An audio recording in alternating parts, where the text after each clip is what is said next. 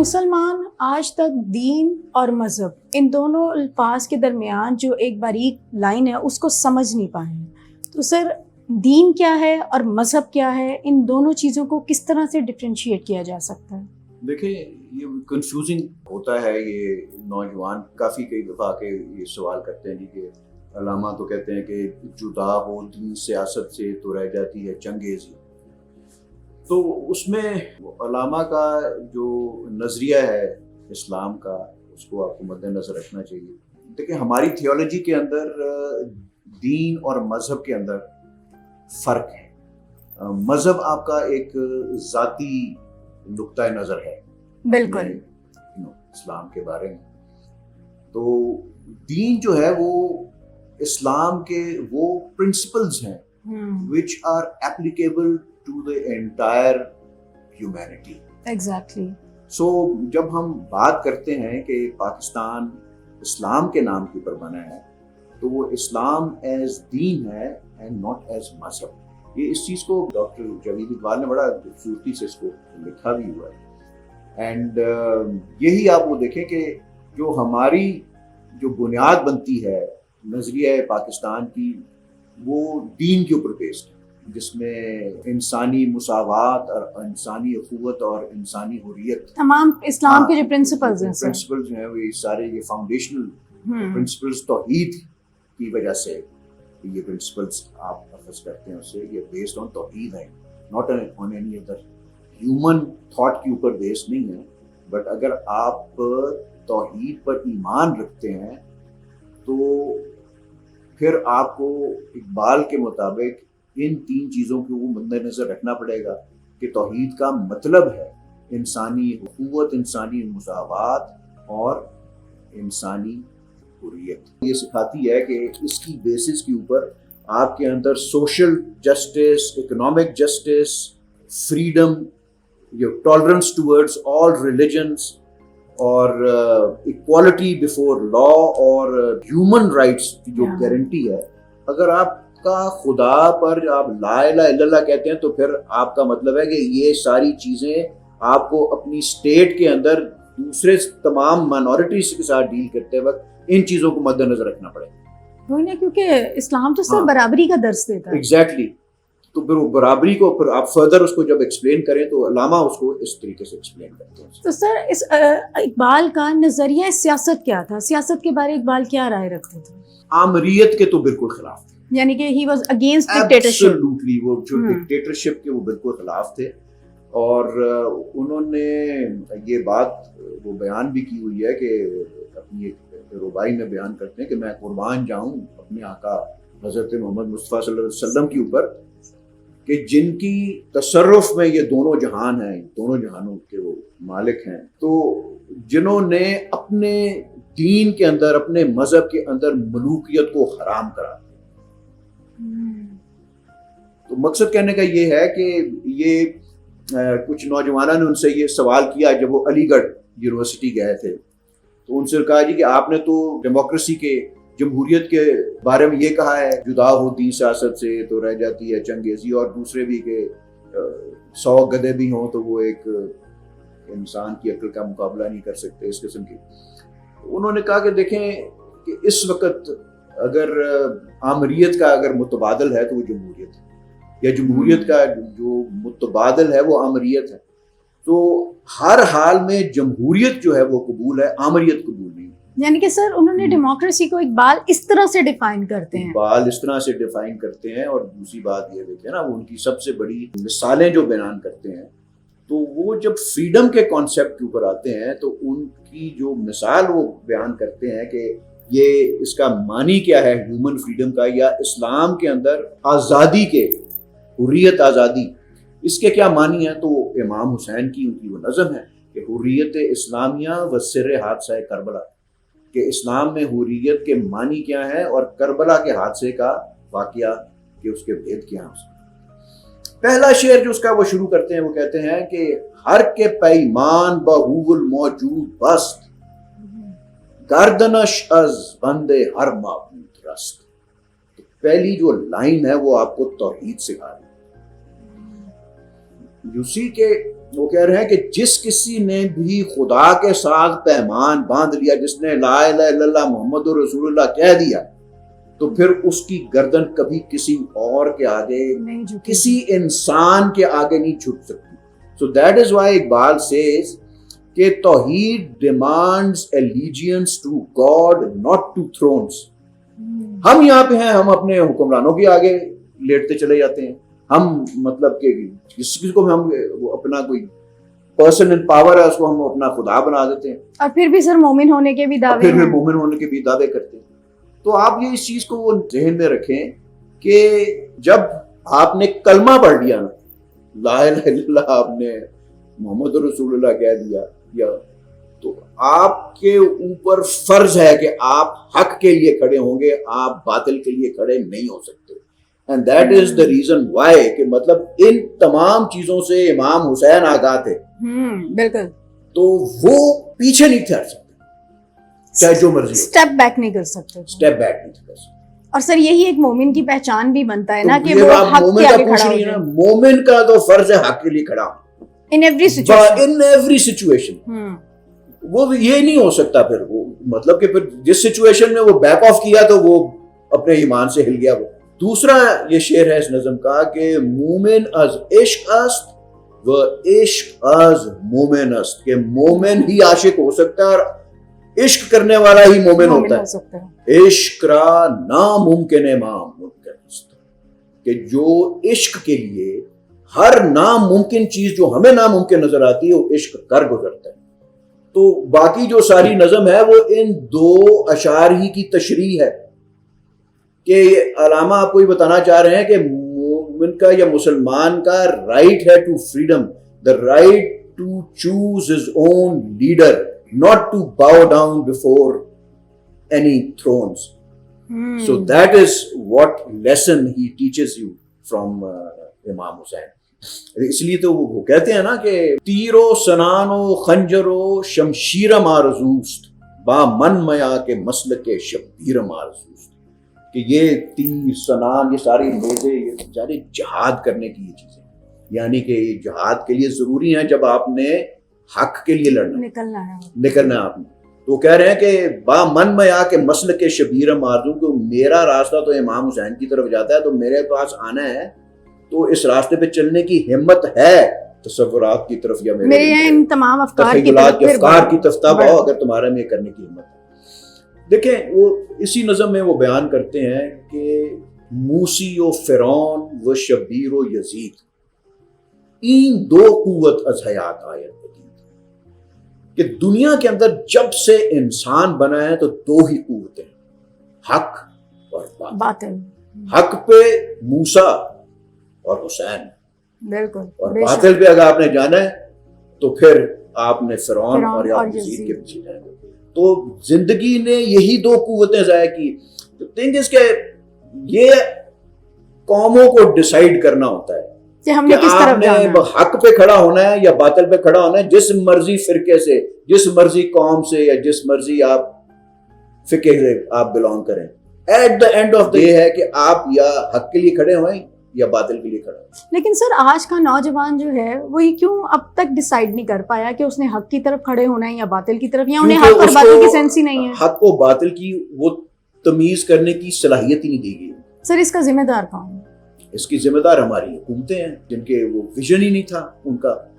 دیکھیں نا, اب یہ ساری چیزیں جو تھیں یہ آپ کے کورس میں ہونی چاہیے, یہ آپ کو اقدار جو تھیں آپ کو سکھائی جانی چاہیے. سر میرا سوال یہ, وہ جھکاؤ جو ہے ایجوکیشن سسٹم کا, یا وہ جو ہمیں آؤٹ پٹ ملتا ہے وہ یہی ہوتا ہے کہ آپ فائنینشلی ہی اسٹرانگ تر ہوتے چلے جائیں گے. باقی اسپیکٹس بھی تو ہیں نا سر جنہیں دیکھنا بڑا ضروری ہے کہ آپ مورلی کتنے اس میں ایڈوانس ہوتے ہیں. میرا پوائنٹ یہ تھا سر. ہاں تو آپ وہ صحیح کہہ رہی ہیں, مطلب کہ آپ یہ دیکھیں کہ ہم اپنے دین سے الگ نہیں ہو سکتے, چاہے سیاست ہو چاہے کاروبار ہو. اب کاروبار کے اندر بھی اب اگر آپ وہ بےایمانی کریں اور سارا کچھ کریں اور جھوٹ بولیں, حرام کمائیں, تو اب وہ کہیں کہ جی اس کا وہ دین کا کاروبار کا کوئی تعلق نہیں ہے. سیاست میں ہم کیا کرتے ہیں, یہی کچھ کرتے ہیں نا. اسی لیے ہم وہ چاہتے ہیں کہ دین اور سیاست جو الگ ہو جائے, ہمیں اور زیادہ وہ سہولت مل جائے. لیکن سر مس کنسپشن جو ہے نا وہ آ جاتی ہے دین اور مذہب. ہاں اس کو سمجھنے کی ضرورت. ہاں دیکھیں یہ چیزیں سکھانی پڑتی ہیں, قوموں کی تربیت کی جاتی ہے. ایگزیکٹلی سر. تو وہ جب تک تربیت ممکن نہیں ہے جب تک وہ آپ کے ایجوکیشن سسٹم کا وہ تھاٹ حصہ نہ بنے. اب مغرب کے اندر بھی تو اپنی اس تھاٹ کو, اپنی آئیڈیالوجی کو یہ پروموٹ کرتے ہیں نا یہ سب لوگ. امریکن سے سکھاتے نہیں ہیں, چھوٹے چھوٹے مطلب اسکولوں سے سکھاتے ہیں اپنی رائٹس اور اپنا وہ کانسٹیٹیوشن کے بارے میں. ایگزیکٹلی. لیکن اب آگے انہوں نے بھی دھجیاں اڑا دی ہیں. سر وہ بھی ہمیں کاپی کر رہے ہیں. سر وہ ہمیں کاپی کر رہے ہیں نا. لیکن بہرحال صورتحال اب ایسی ہی ہے ساری دنیا کے اندر. سر اس بات میں کتنی سچائی ہے کہ پاکستان جو ہے وہ اسلام کے نام پر بنا تھا؟ نہیں بالکل اسلام ایز دین کا دیکھ لیں نا آپ اس کو. لیکن سر مسئلہ یہ آ جاتا ہے نا, وہی بات آ جاتی ہے کہ ہم اس کو مذہب کے حساب سے سمجھنا شروع کر دیتے ہیں. وہ ہم اس کو ایک وہ ملا کی انٹرپریٹیشن کے مطابق اس کو سمجھنا شروع کر دیتے ہیں اسے. سر اقبال کے شاہین ہمیشہ سنا جاتا ہے, لیکن سر آج تک ہمیں اقبال کے شاہین دیکھنے میں کہیں بھی نظر نہیں آئے ہیں. بیسیکلی سر اقبال نے شاہین کہا کسے ہے اور کہنے کا مقصد کیا ہے؟ مقصد تو اس کا ہے یہی, وہ اپنے نوجوانوں سے توقع رکھتے تھے کہ ان کے اندر وہ شاہینی صفات پیدا ہوں.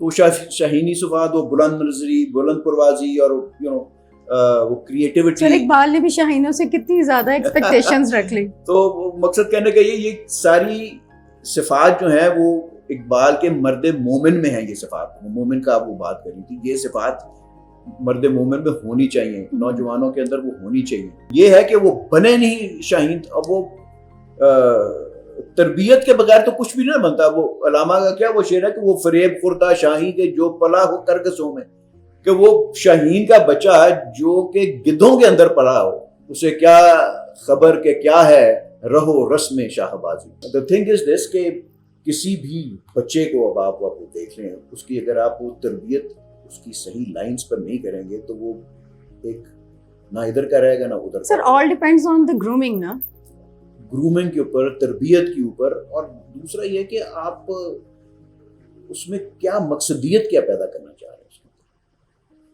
اس کو کس طرح آپ نے مواقع دینے ہیں کہ وہ اپنی پوری صلاحیت اپنی ابھار کر باہر لا سکے. سر یہاں پہ تو تقدیر ہاتھ میں پکڑا دی جاتی ہے کہ یہ تقدیر ہے, اسی کو دیکھ لو اینڈ یو عمل آر سے ڈن ود فارغ اٹ. ہوا مسلمان بنا کر تقدیر کا بہانہ.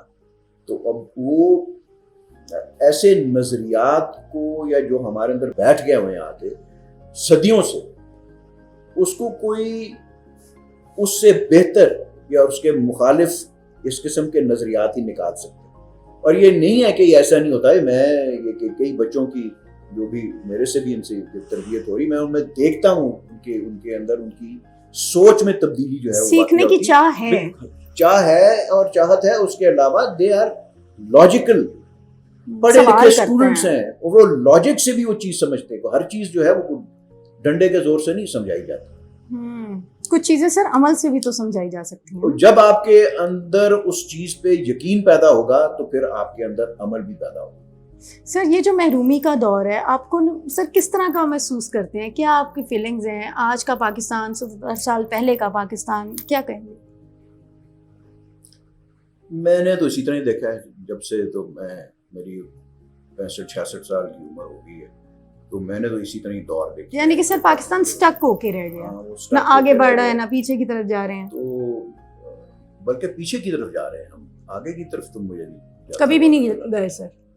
شاید کسی دور میں گئے ہوں یا, لیکن جس طریقے سے آپ کو جانا چاہیے تھا اس طریقے سے تو نہیں ہے. ایک دفعہ یہ ڈاکٹر جاوید اقبال اور وہ میں علامہ کے مزار پر گئے, تو وہ ڈاکٹر صاحب علامہ کی قبر کے اوپر وہ بیٹھ گئے, تو بڑے ہی مغموم وہ نظر آ رہے تھے. تو میں نے کہا ان کو کہ میں کیا ماموں تسی آج بہت ڈپریسڈ تسی نظر آ رہے ہو, پنجابی میں بات. تو مجھے کہتے ہیں کہ یار اقبال, یہ جس طرح علامہ چاہتے تھے کہ پاکستان بنے, یہ نہیں بن سکا. یعنی کہ بہت تکلیف دہ مومنٹ تھا. سو یہ چیز آپ وہ دیکھیں کہ مطلب کیونکہ یہ ان کا ایک ڈائریکٹ انہوں نے تو پاکستان کو بنتے ہوئے دیکھا. بالکل بالکل. علامہ کا بھی دور دیکھا اور پھر مطلب he was one of the witnesses sir. witnesses اور he was a young man جب 47 میں پاکستان کو بنا ہے تو انہوں نے تو سارا وہ دور وہ دیکھا اس کو, اور پھر اس کے بعد اس کو ٹوٹتے بھی دیکھا. That was the most painful thing. وہ بھی بڑا وہ پینفل دور تھا.